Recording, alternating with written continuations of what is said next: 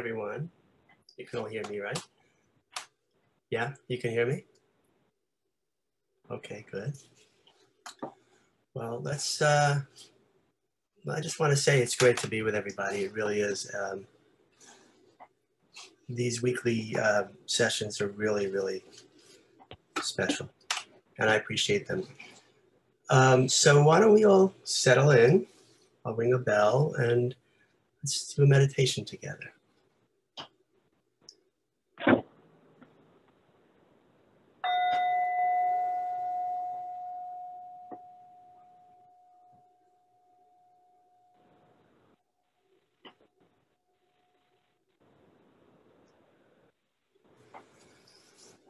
Okay. Now it's inner peace time. So let's sit comfortably. Let's get in a nice, comfortable position. If you'd like to, you can cross your legs. You can sit on the floor. You can sit in a chair.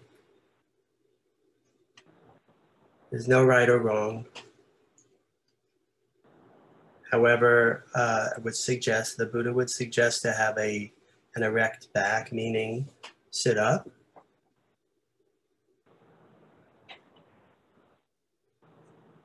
If you're on the floor, you can place your right leg over your left leg and your right hand over your left hand, palms up. Right index fingers gently touch your left thumb and place both hands on your lap comfortably with your head and your back upright.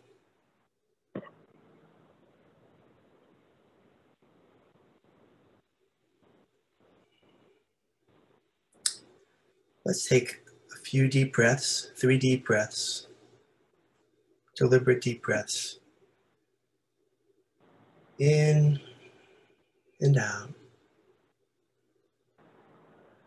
Nice long exhale at your own pace. In and out.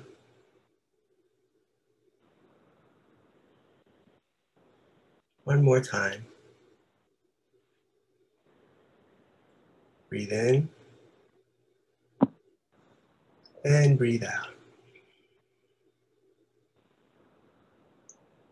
Now let go of controlling your breath. You can breathe normally. If you'd like to have your eyes closed, this is a nice time to do that. Do not squeeze your eyes, just let them close gently. You can have a smile on your face and relax.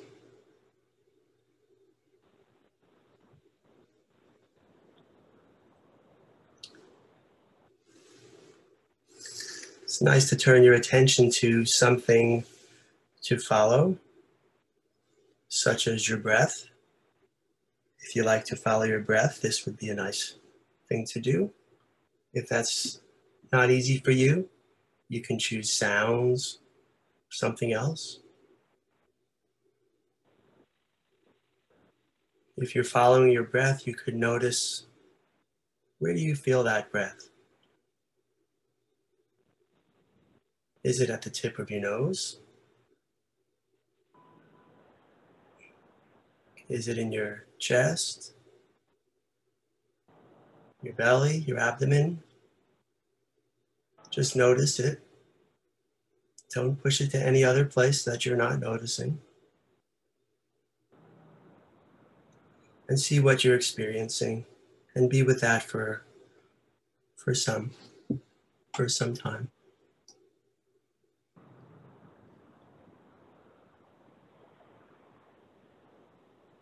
Let it go in and out. There's nothing for you to do. This part works on its own.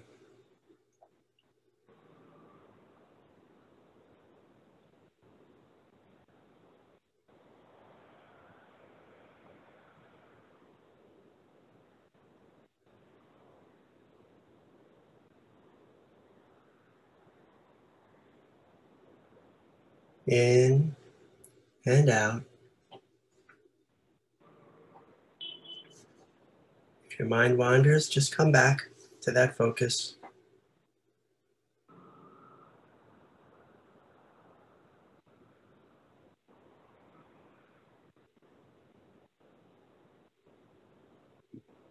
Now let's relax every single part of your body. We'll start with the top of your head. Notice the top of your head. Let it relax. Right down through your forehead, your eyebrows, your eyelids, your temples, your cheeks, jaw. Let those muscles relax. There's no need for them to work right now.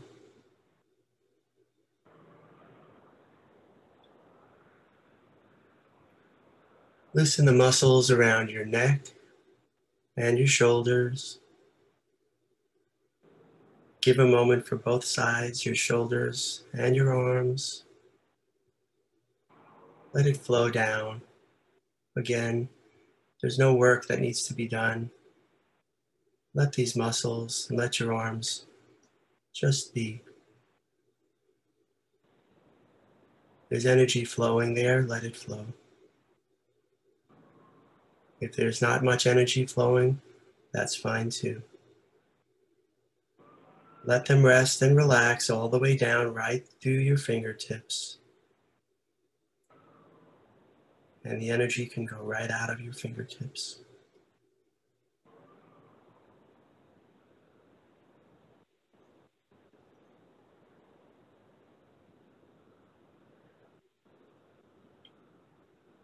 Allow your chest to relax, your back, your middle back, lower back, your stomach, the center of your torso.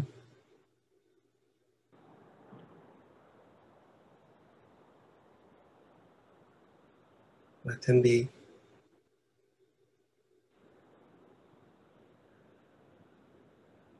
Let it flow right down through your waist, right onto that seat you're sitting on that's holding you up so nicely.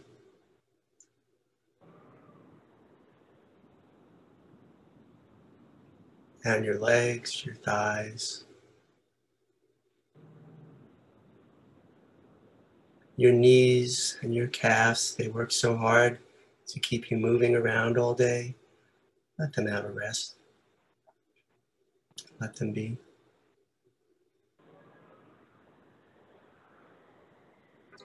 And those feet, let your ankles rest. Let your feet be where they are.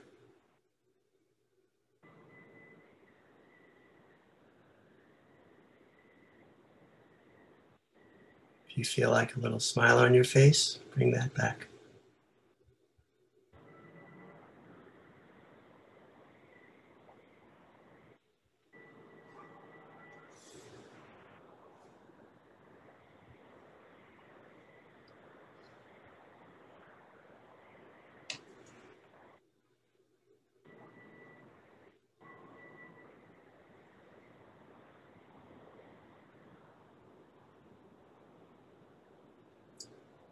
If you'd like to imagine a glass of water, imagine the water. What color is that water? Is it moving around a lot? Is the water still?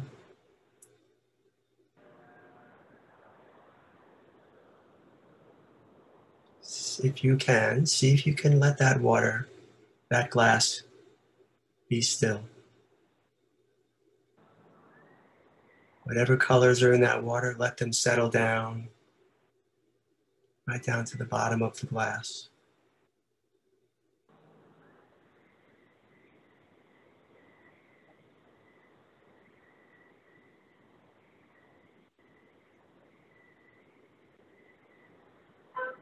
If you'd like, you can be the bottle. You can be the glass of water. And you could let that water settle down right inside and let it be still. Let it be clear.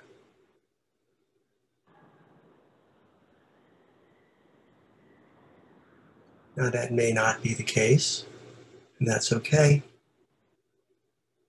If that water is muddy or colored, busy, you can bring in some other thoughts. You can use the mantra,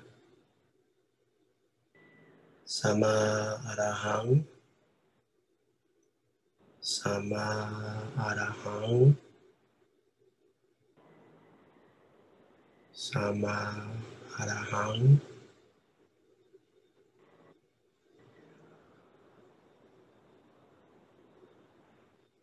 You can imagine the stars or the moon or the sun right in the center, right above your belly button, right in the center of your body.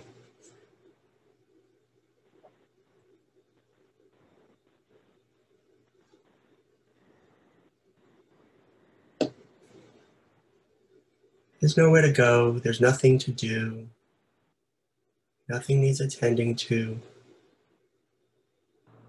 Everything is fine just as it is. Let your thoughts be gentle and easy and let them flow and fly away.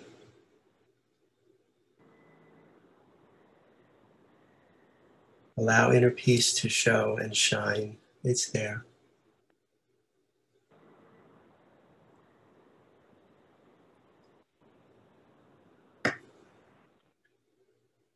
Be with whatever you have right now.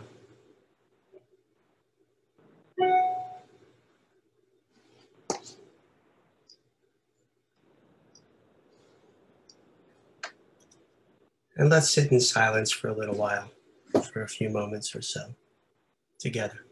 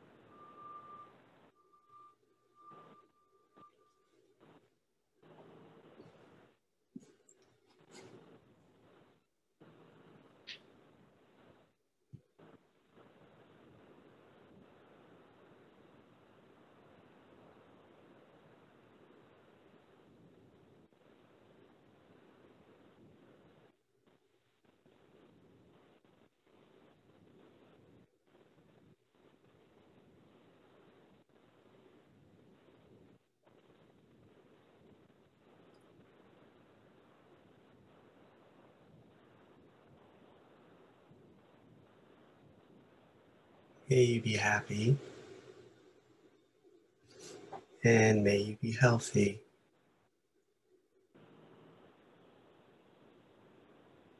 May you move through your day with ease and peace and calm.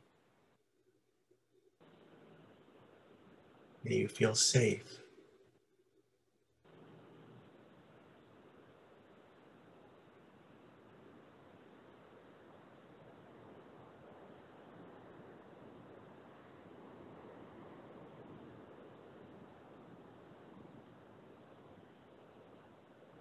May you be filled with loving kindness. Allow that to expand. Expand right around you to our Sangha, to our cities and our families. Far out as you let it go. Let it be. Let it out.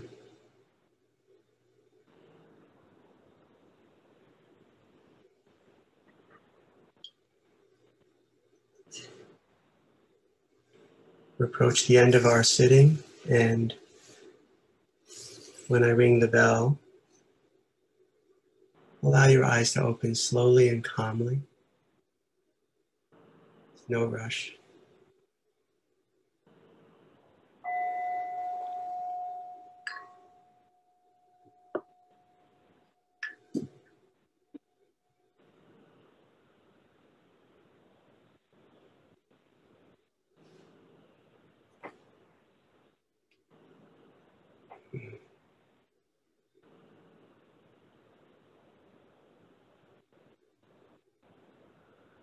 We just gave each other a gift of space, and I really appreciate it.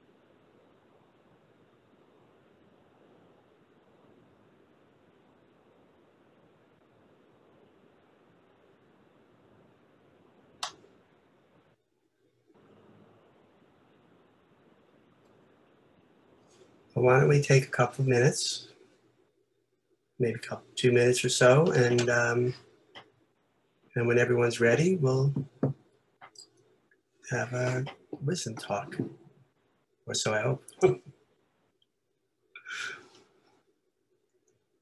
Okay.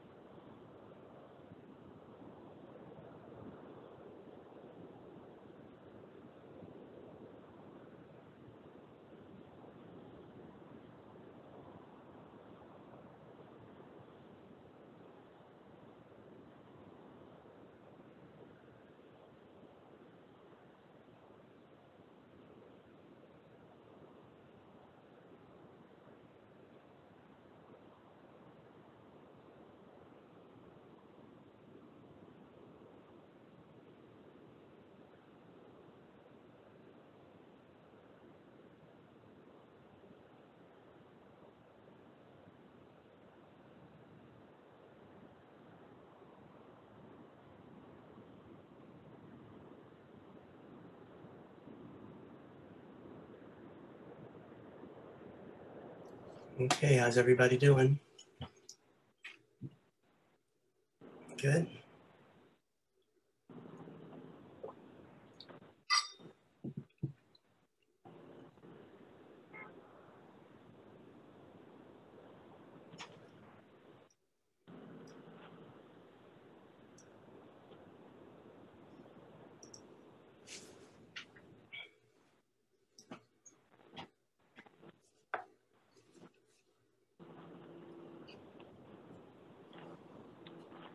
Okay, well, I guess we can get started.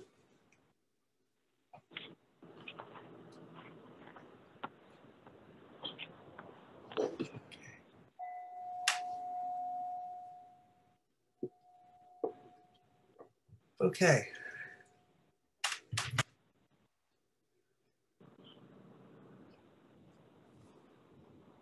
So it's been quite a week for many of us.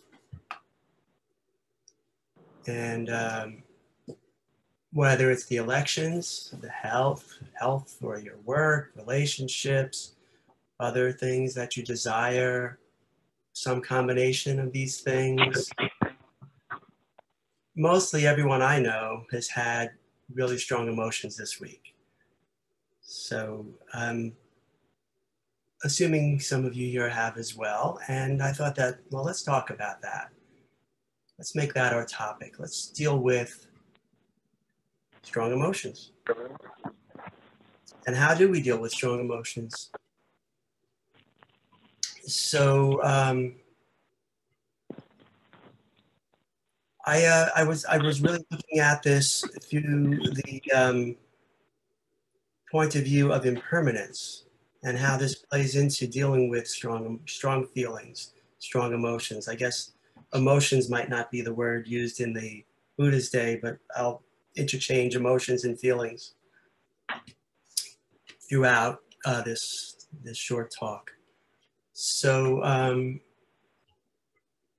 curious to know, just by nods, during this past few days of the election, if you were really caught up in that, did you give yourself a chance to take a breath, calm down, and take it easy? Take care of yourself. Good, good. That's good. Are there many strong emotions that continue to arise on that topic? For me, the answer is yes.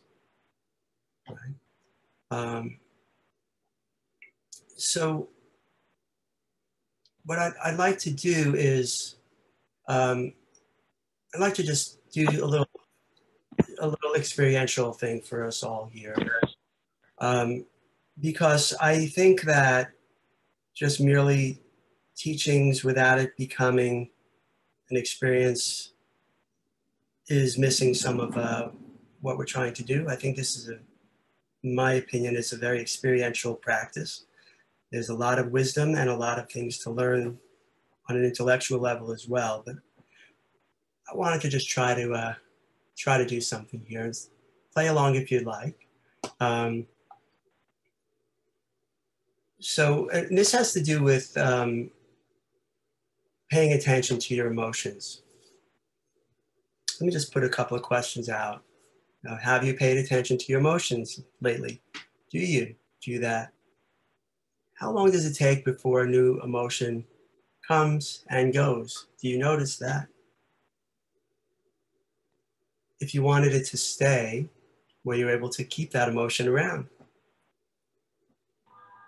If you wanted it to leave, were you able to get it to say goodbye and go on its merry way? How long do these feelings last? And actually, it's probably much shorter than we might think. They last if we don't interfere with them. I mean, they don't last. How did I say that? Something's happening. What's that? People are cheering. I don't know. Oh, something's going on. Oh. Wow. Okay. Wait a minute. Find out. Does anybody want to be patient and find out after, or if anybody wants to find out now, go right ahead.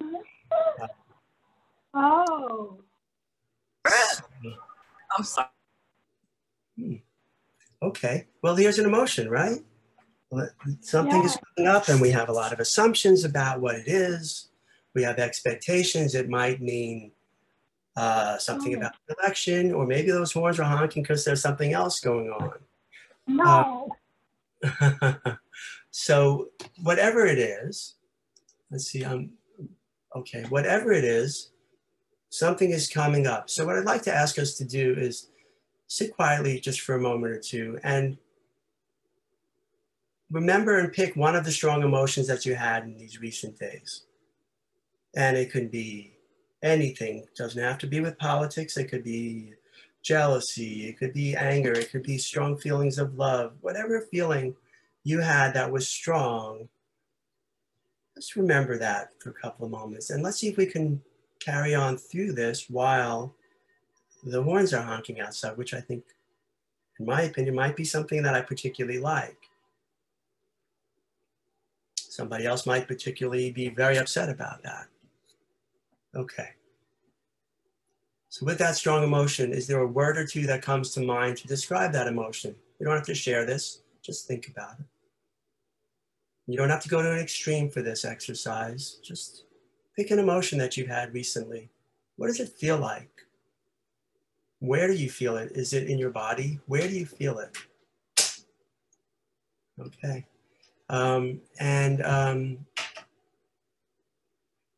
If it's too jarring, pick something else. It's truly up to you.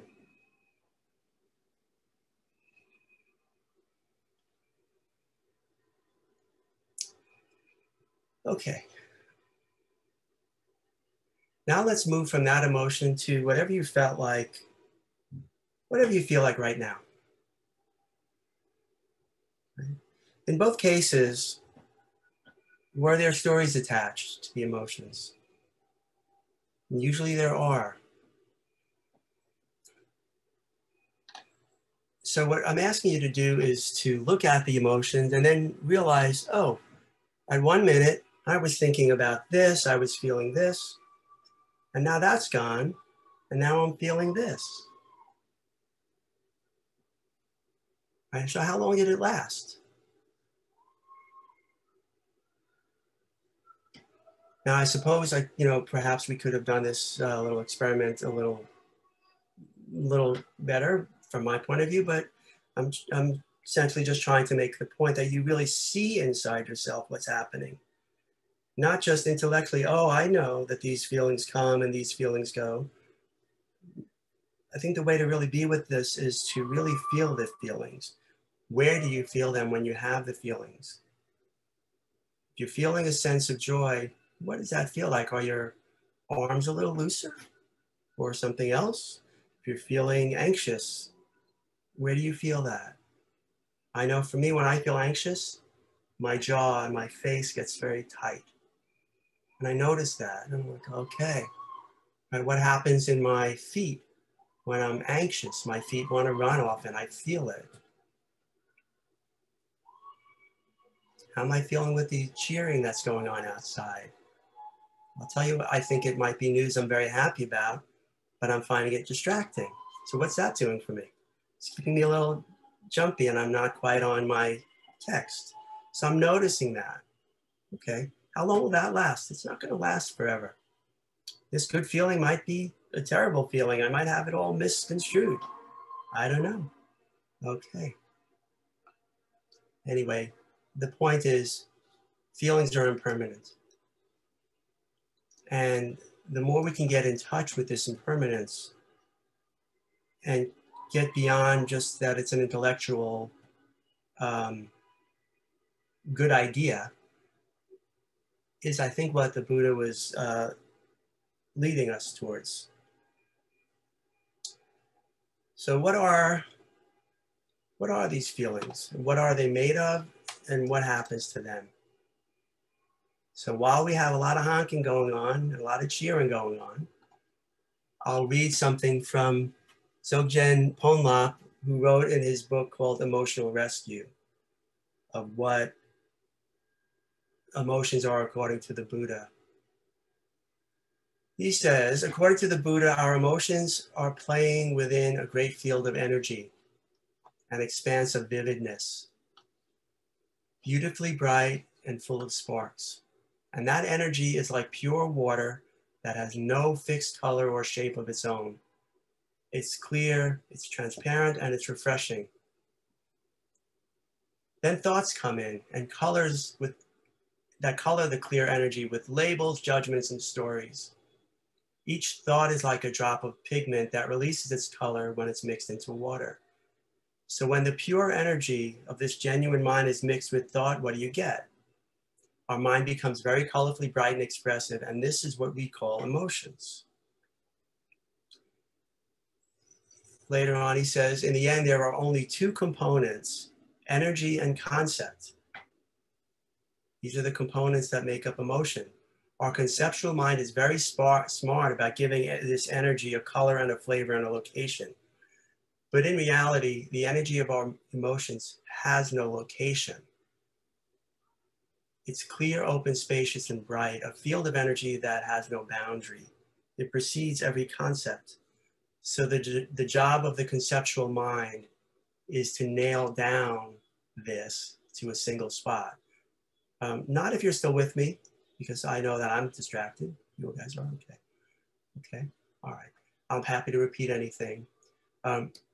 So we try to nail down these emotions to a single spot, these feelings, to make it into something that we can relate to with our thoughts. And without that, we're lost in the world. It's like having a map without anything on it. Doesn't do anything for you.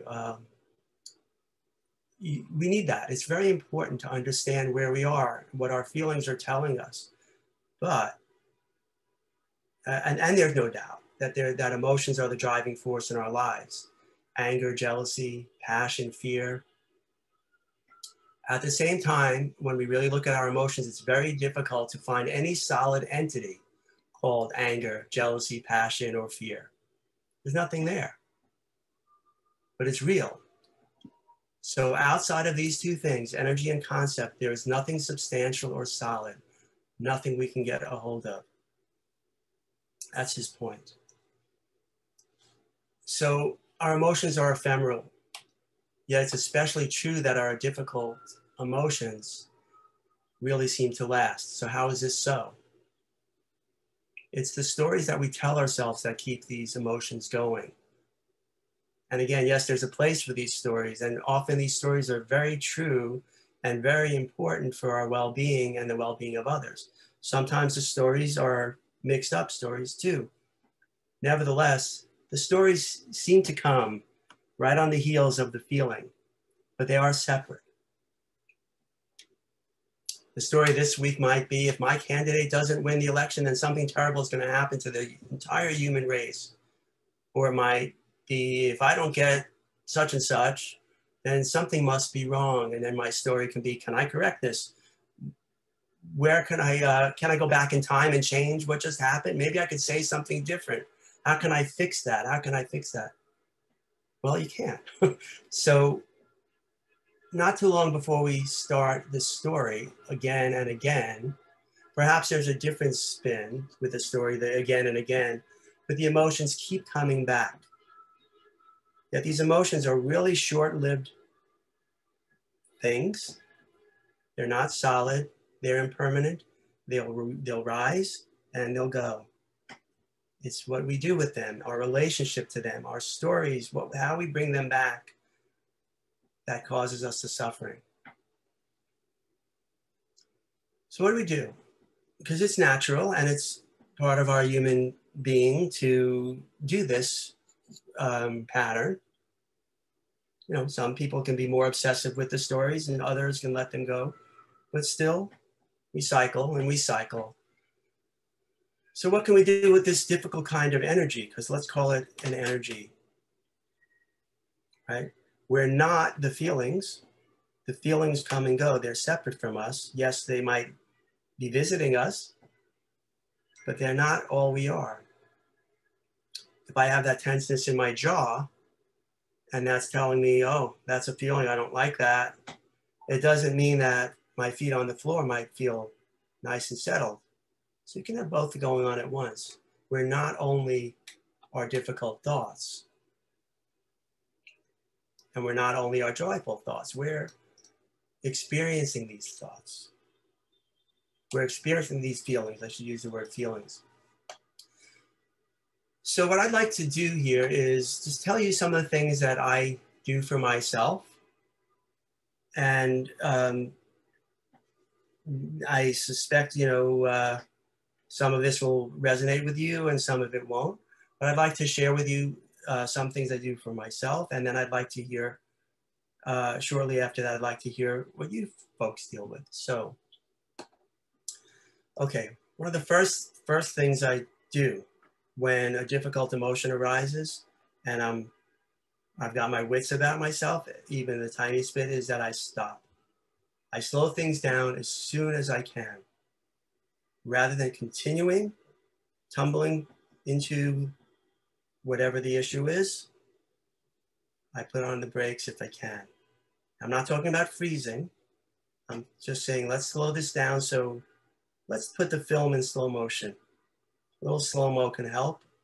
And I can take a look and from that, I'll notice that something is going on inside. Without noticing that something is going on, all is lost. Then you're at the mercy of whatever is going on. That's for me, at least. So I notice now something's going on. Okay. Well, then what? Then I watch. I like to watch. And being that things have slowed down, as soon as I can get it to that point, give myself a few moments to watch. I watch within my body, like I was discussing earlier. What am I feeling? Really, what am I feeling with my senses? Not what am I thinking? Not what is the story? What's happening within my body, top to bottom? Is there a flavor to that? Is there a feeling to that? Is there a color? What's going on? Is it all blocked up? Okay. If I start thinking that this is it good or is it bad? Well, and if I can, I say, let's come back to that later. And I just watch. And I notice changes. And if you step back from these feelings, you will see them come and go. And it's obvious because all of us have been here long enough to know that there are times we've been happy, there are times we've been sad, there are times we've been angry. They don't stay. How fast they come and go, well, that's a little bit in our control to some extent. So I watch my mind and I watch my negative thoughts. That's something I really need to look at. If they start coming and I start thinking, well, this happens, so then that's going to happen. Uh-oh. And then the uh-ohs start tumbling. Well, then I think that that's something I can try to let go of. And if I can't let go of it, then I'll examine it and question myself. And one of the questions I like to say is, well, just because I thought it, that doesn't mean it's true. And that's something that I can use sometimes. I know of someone who has a thing where he says, I don't believe anything I think and feel in the morning until 10 o'clock, which I think is kind of amusing. Anyway, moving forward. So now at this point, if I'm doing okay, I know what the feeling is. I know there's the feeling that's come up. I know how it feels. Well, it might not feel so good. It might be a terrible feeling. And I don't discount that it's a terrible feeling, but I acknowledge it. And if I can be brave enough, I look at it directly. When I can do this, it really does help in the long run, I find. Sometimes I don't have that courage to do that. Sometimes I'd rather run, okay?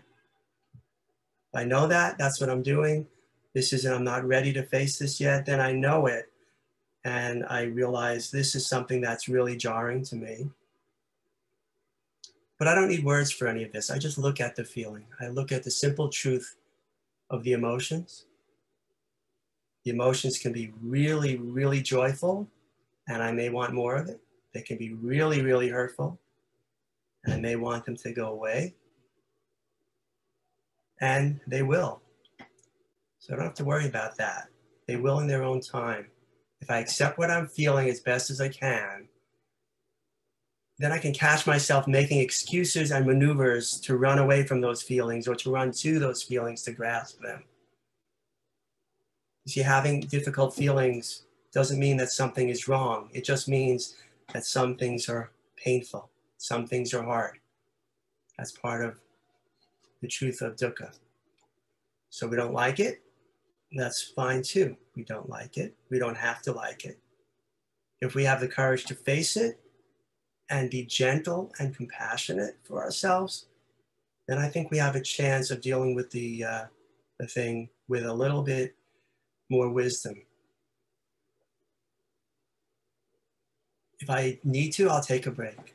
I don't have to always put myself up against the wall of facing something that's tough.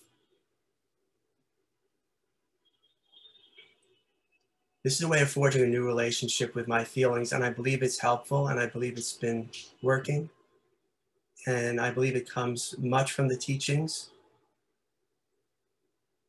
And I wonder if, there are times that even these emotions that are really difficult can transform and actually become our friends, which seems odd, maybe radical, but yeah, everything changes. Okay.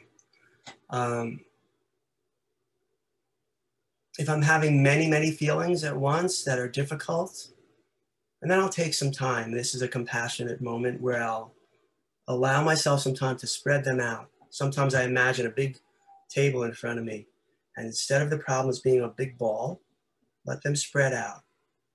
And then I'll say, okay, now I can work with this one. Now I can work with that one rather than being a big blob.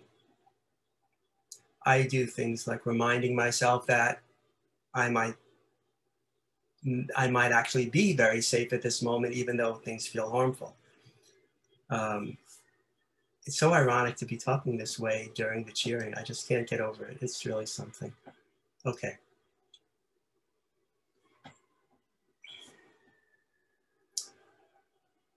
Again, I acknowledge that it's natural to want to push away the difficult feelings, and I do acknowledge that it's very natural to want to hold on to the good feelings. That's when things backfire. Try to hold on to the good feelings, they eventually go away, and then you're left without them. What happened? Try to push away the bad feelings, not so easy to do, and that doesn't usually work. It comes out in another way. I like to use breathing a lot for this, to calm myself. I also like the center of my body. I find a small little practice that I picked up from a Thich Nhat Hanh book somewhere was to put my hand on my belly when things are very distressing and think of myself like a tree. And if I let it all be up here at the top of my head, the trees might be waving in the wind, but my hand is on my belly, tends to feel like the trunk of the tree, and it feels stable. And I wonder how this connects with MMI's middle way. I think there's something there that I don't know what it is. Anyway, at the point of feeling calmer, wisdom will appear. It seems to appear when you really allow yourself that space. And I'm learning to trust this. So when the wisdom appears, it turns out that I do know what to do, and I do know what not to do. I know how to respond. And I also remind myself that these feelings didn't come from nowhere. They're not just, oh, all of a sudden it's my turn to have a bad feeling and it poof landed on me. It doesn't work that way. The feelings come from the causes and conditions that led up to it. And there are many, many causes and conditions that all intertwine that lead us to a place. We're at a place right now where causes and conditions are leading many people to cheer. I'm sure there are many people in some other states that are not cheering right now. Anyway, if we understand that these feelings are impermanent, and we allow time and space to cultivate well-being, inner wisdom will arise.